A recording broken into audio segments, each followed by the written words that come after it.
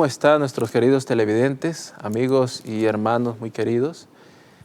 Gracias por acompañarnos en este programa, un programa muy importante, una continuación del estudio cómo interpretar, cómo entender las Sagradas Escrituras. Ya hemos hablado acerca de la singularidad, del origen de la naturaleza, de cómo Jesús y los discípulos consideraban la Biblia, su autoridad, la historia, la Biblia como historia. En esta ocasión vamos a ver algo muy importante, la Biblia como profecía. Y en esta ocasión tenemos un invitado especial, se encuentra con nosotros, el apreciado doctor Sergio de Sena. Bienvenido, doctor. ¿Cómo está? Gracias, Miguel. ¿Contento? Me siento muy contento y bien por la gracia de Dios. Es bueno estar aquí. Amén. ¿Qué le parece si aprovechamos para hacer una oración con nuestros televidentes? ¿Usted quiere dirigirnos? ¿Cómo no? Señor y Padre eterno que estás en los cielos, nueva vez elevamos nuestras voces y nuestros corazones para que tú, Señor, nos vacíes de nosotros mismos y nos llene de tu Santo Espíritu. Y nuestras bocas hablen tus palabras y los corazones de todos los escuchas, Señor, puedan ser llenos de tus enseñanzas a través de la discusión y del comentario de esta lección. Gracias porque no merecemos nada más. Te pedimos estos favores en el nombre de Cristo Jesús. Amén. Amén. ¿Qué le parece, doctor, este importante estudio? Es un estudio grande, pero de los grandes. Sí, es un estudio sumamente importante. Estamos hablando de profecía. Y sin profecía, el pueblo habría de perecer. Ser adventista es una curiosidad muy grande para muchas personas que no lo son. Personalmente he tenido muchas preguntas, la misma pregunta de muchas personas. ¿Qué significa ser adventista? ¿De dónde surge el adventismo?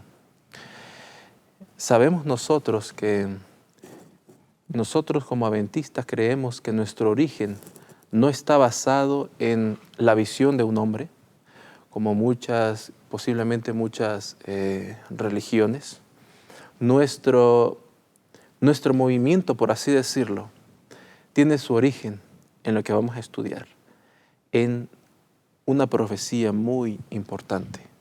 Y quiero leer para esto lo que nos dice Daniel, el capítulo 8, el versículo 14, dice: y él me dijo, hasta 2300 tardes y mañanas, y el santuario será purificado. La purificación del santuario es la base de nuestro surgimiento. Y también quiero leer Apocalipsis, el capítulo número 14, y comenzando desde el versículo número 6. Y vi volar otro ángel en medio del cielo que tenía el evangelio eterno para predicarlo a los moradores de la tierra y a toda nación y tribu, lengua y pueblo. Aquí vemos el objetivo del movimiento adventista, predicar el evangelio a todo el mundo. Y a continuación viene el mensaje de los tres ángeles. Y especialmente el versículo 7 nos dice, diciendo en alta voz, temed a Dios y dadle gloria, porque la hora de su juicio ha llegado. Hay una relación entre la purificación del santuario y la predicación de la venida del juicio. Así. Hemos llegado a esta conclusión porque hemos estudiado las profecías. El método historicista, la escuela historicista es la más antigua, si no me equivoco. Pero existen otras dos escuelas en contraposición de la escuela historicista. Vamos a concentrarnos en los pilares de esa escuela historicista para poder entender mejor cómo es que surge el movimiento adventista y cuál es nuestro propósito. Pero quisiera preguntarle, doctor, que nos mencionara un poco acerca de las otras escuelas. ¿Cómo se llaman y brevemente cuál es su objetivo? Bien, dentro de las diferentes escuelas y doctrinas en cuanto a la profecía que podemos encontrar, no solamente está la historicista, sino que también tenemos la futurista y la preterista. Entonces, la preterista nos va a llevar a la antigüedad y dice, ya todo lo que iba a ocurrir ya ocurrió. Mas la futurista dice, todavía no necesito nada más, sino que con que el Dios de los cielos vaya a venir y yo haya nacido de nuevo, nos dice, entonces yo estoy bien. Así que ellos dicen, no tengo que preocuparme ni por el pasado, ni por el presente. Sin embargo, la escuela de la historicista sí tiene un fundamento que está basado en la Biblia misma. Y una relación muy grande con la historia, porque todo tiene su inicio y finalmente en la restauración del reino de Dios va a llevarnos hasta la restauración del reino de Dios y la restauración del pueblo de Dios. ¿Qué aporte nos hace el conocimiento de las profecías correctamente? Las profecías son tan amplias, pero vienen de la mente de Dios. Por lo tanto, las profecías nos van a dar identidad, Miguel. Pero no solo nos van a dar identidad, sino que también nos van a dar un propósito de misión, como tú decías. Ahora tenemos identidad y tenemos misión. Eso es producir el evangelio y predicarlo a todo el mundo. Tú sabes que los judíos le había sido predicado el evangelio diciéndole que Jesús vendría. Sin embargo, cuando Jesús llegó, Miguel, ellos no estaban listos. Porque no estudiaron las profecías como dijeron. Si le estudiaron, basaron sus hallazgos o su documentación, su encuentro basado en lo que era el preterismo. No tomaron en cuenta la parte histórica propiamente del momento donde Isaías había dicho Jesús viene y que nacería de una virgen. No lo tomaron en cuenta.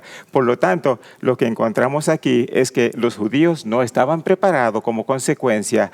Y aquí vemos que las profecías nos van a ayudar, nos van a confirmar la exactitud de lo que es la palabra de Dios. Que hacemos bien en escuchar porque ellas nos servirán de luz. Amén. ¿Cómo debemos interpretar las profecías existentes? Tenemos pilares que nos orienten en este sentido, como fieles que estamos esperando la segunda venida de Cristo.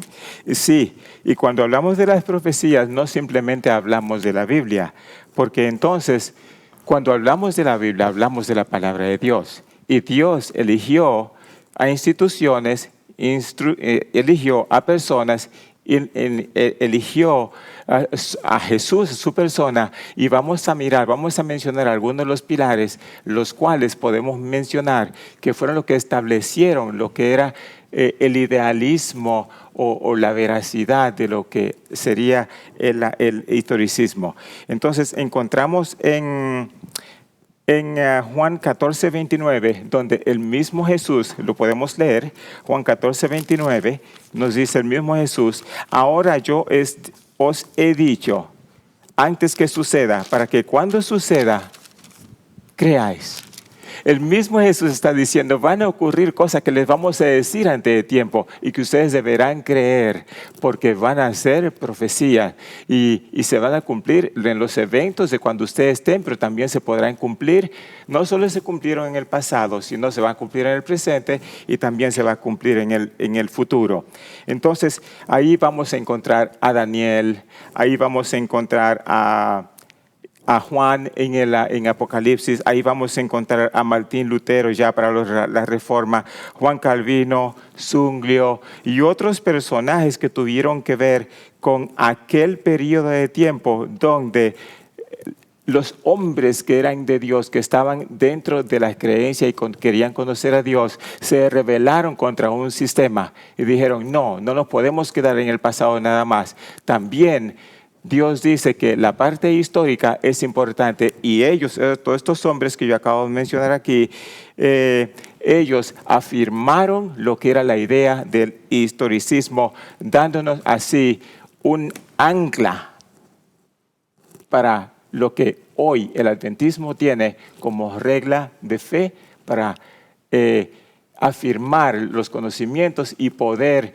desarrollar ese carácter que necesitamos y llevar a cabo la misión. Amén.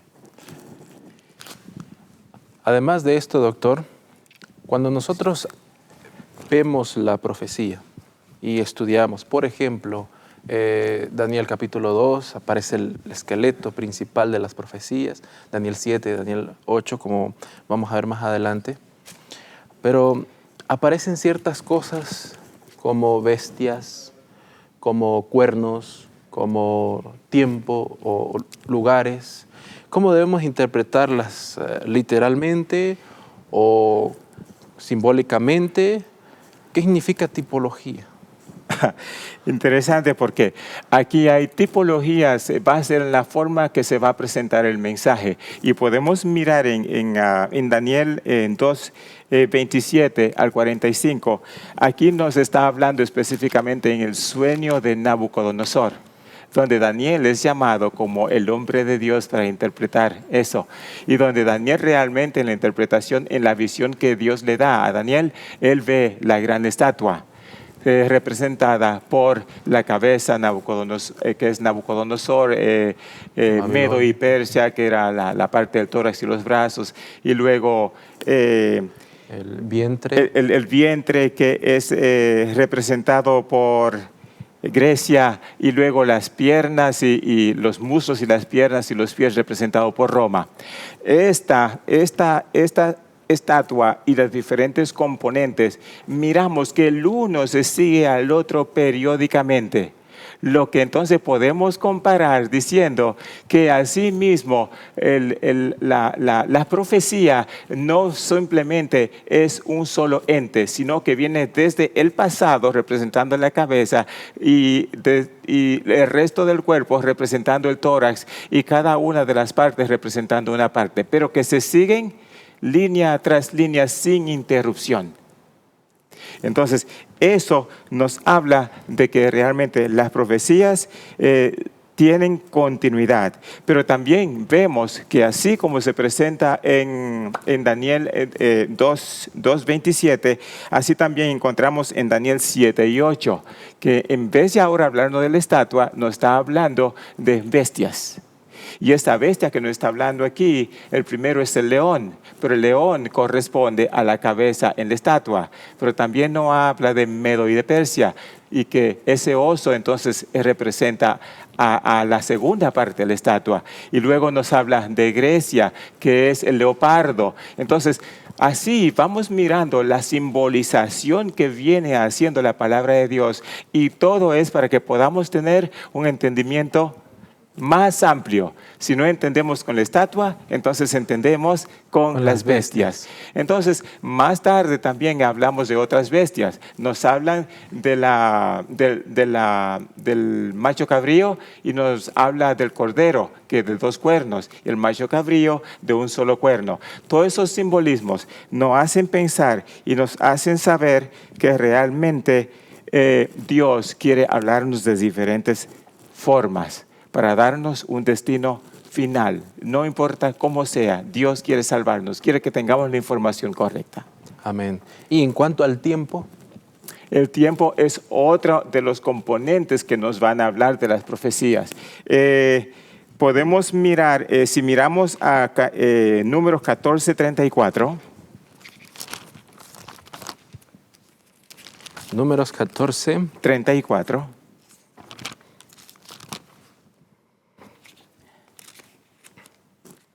Ok, lee de la siguiente manera. Jesús hablando: conforme al número de los días de los 40 días en que conociste la tierra, llevaréis vuestras iniquidades 40 años, 1 año por cada día, y conoceréis mi castigo. Aquí está, 1 año por cada día, 1 día por año. Eso no es para tomarlo literalmente, sino que son datos que nos dejan ver que realmente Dios quiere hablarnos, pero no nos deja sin las instrucciones adecuadas para que podamos entender. Aquí podemos mirar que ya mencionamos las bestias en Daniel 7:25 y 8:14. Las bestias que son, ya los mencionamos, que era el león, el oso, el leopardo, Etcétera. pero también encontramos la bestia, una bestia que no se define. Entonces, y nos habla ahí entonces de la profecía de justamente lo que introdujo la lección, que hasta los 2300 tardes y mañanas luego el santuario sería purificado.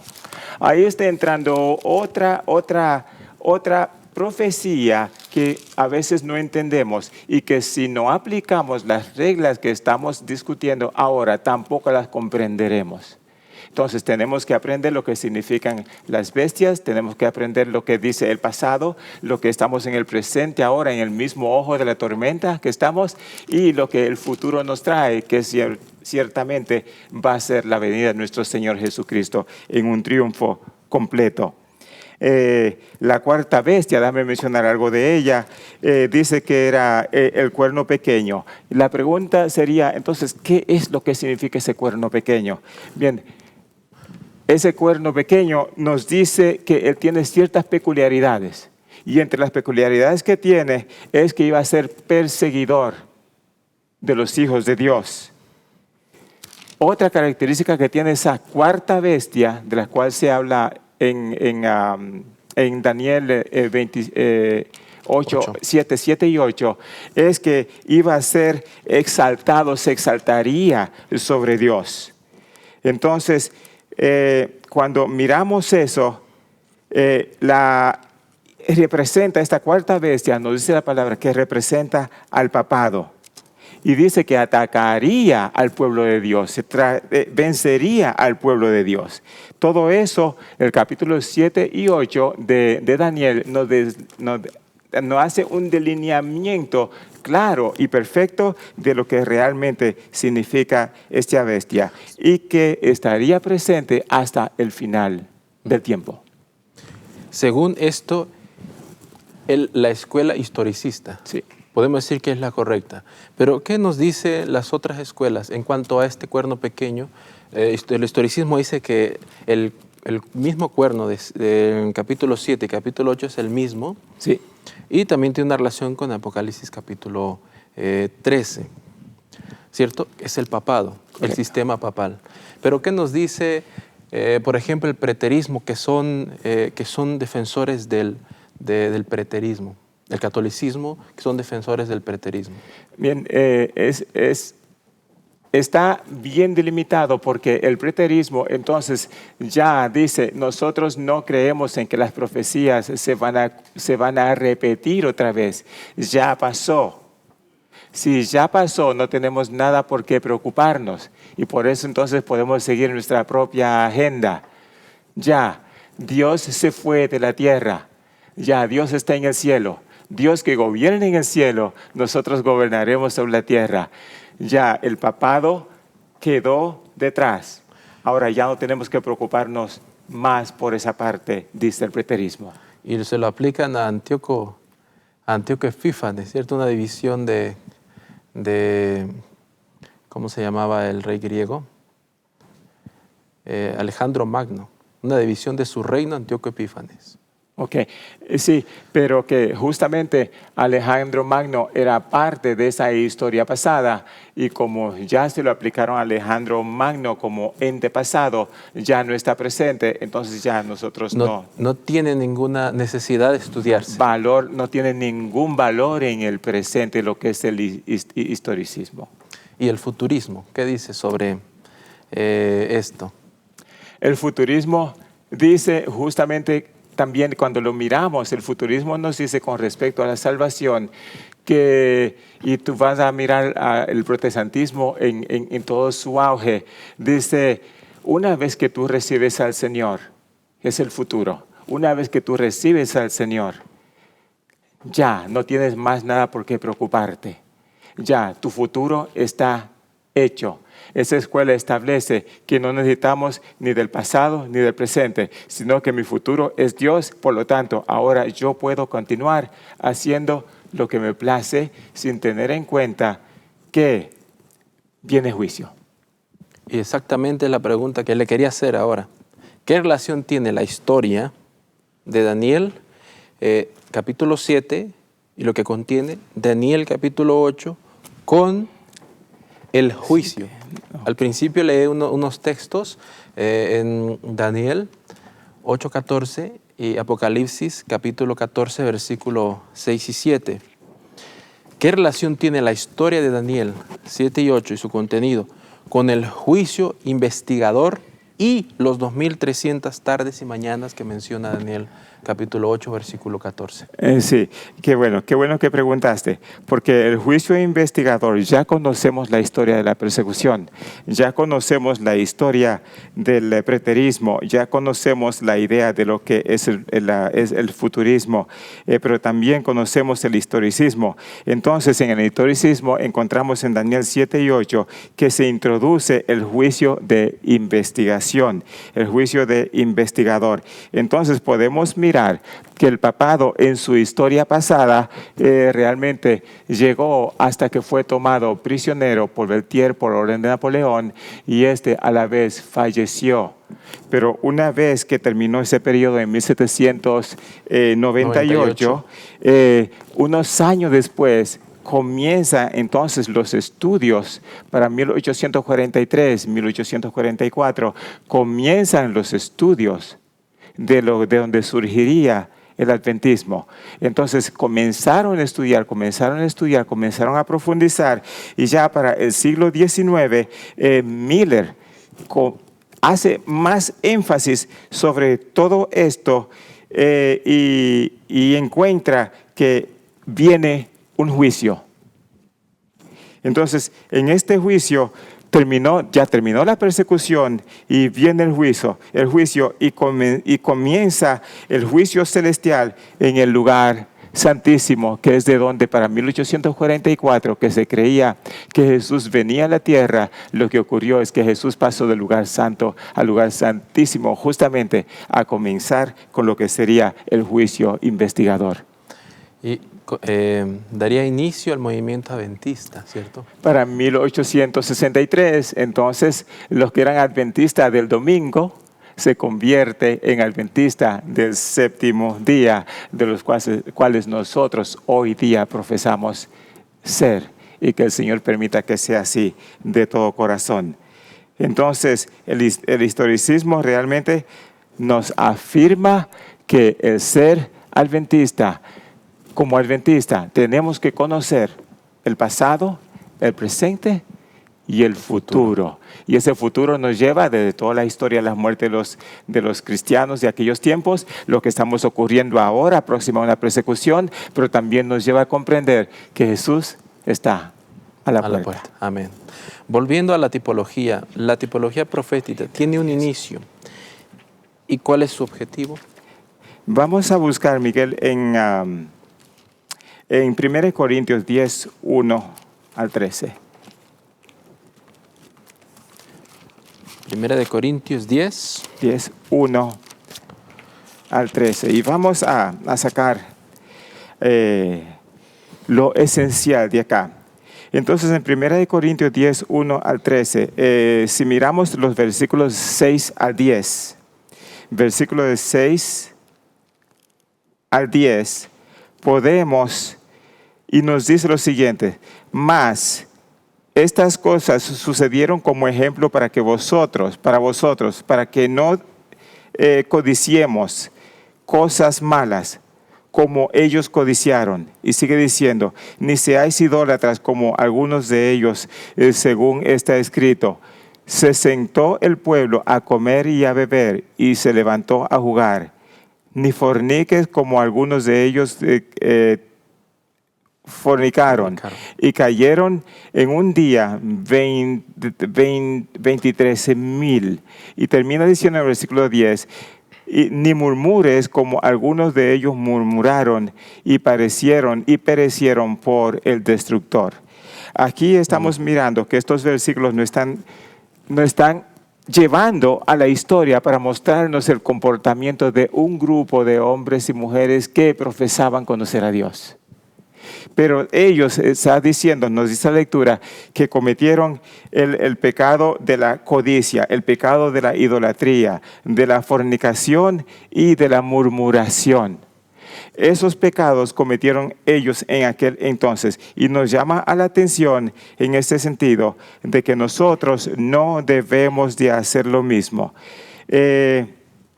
Con respecto a esto, podemos mirar entonces que la tipología profética, se hace una tipología profética.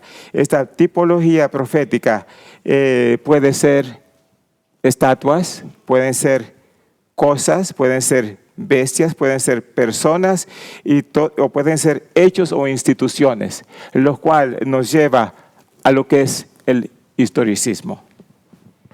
Entonces, ya miramos a Juan lo que era 14:29, donde el mismo Jesús dijo que él iba a decir las cosas para que antes de que fueran, de que antes se escucharan, ya supiéramos que Él le había dicho. Pero también para la tipología, el Señor aquí toma a Pablo, utiliza a Juan, utiliza a Mateo.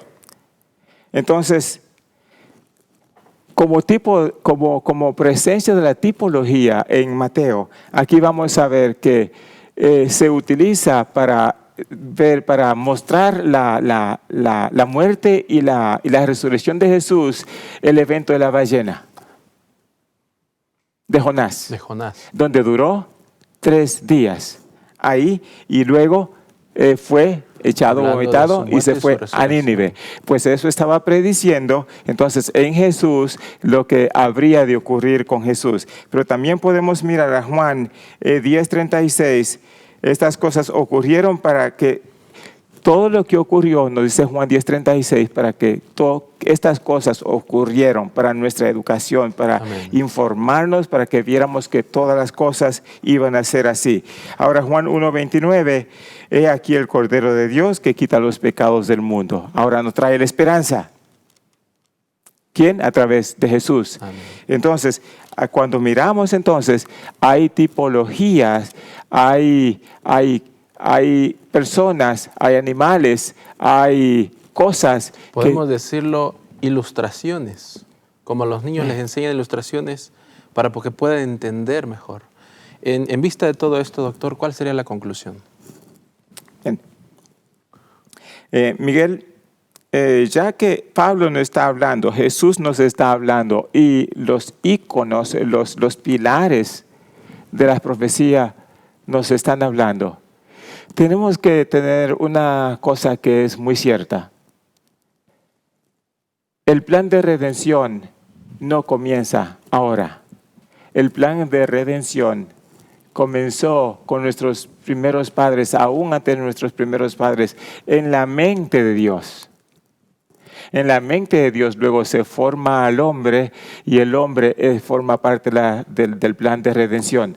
Pero en el plan de redención se hace la primera profecía, y es que Jesús, no la primera profecía, pero toma el primer acto donde Jesús manda matar el cordero, haciendo un simbolismo, lo cual tal vez se pueda llamar profecía, hace un simbolismo para decir, esto es lo que va a pasar conmigo.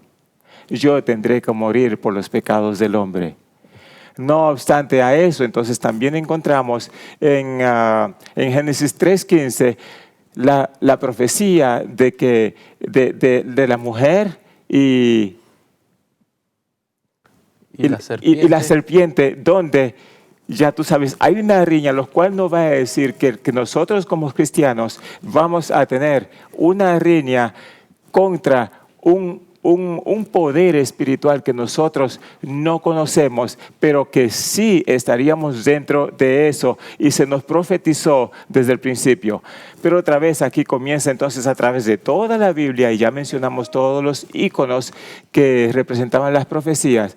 Pero una cosa es cierto, que así como Jesús, Dios, es profecía, y si estamos en Él, si estamos en el Señor Jesucristo, si estudiamos la palabra, si memorizamos la palabra, si llevamos a cabo la misión, si nos identificamos, si reconocemos quiénes somos, si reconocemos de quiénes venimos y tomamos eso para nosotros, para nuestra vida, y eso es ahora lo que nos forma, ciertamente nuestra historia va a ser que la palabra de Dios es profética y se va a comparar a las profecías de nuestro Señor Jesucristo, que va a ser para la salvación de la raza humana. Amén.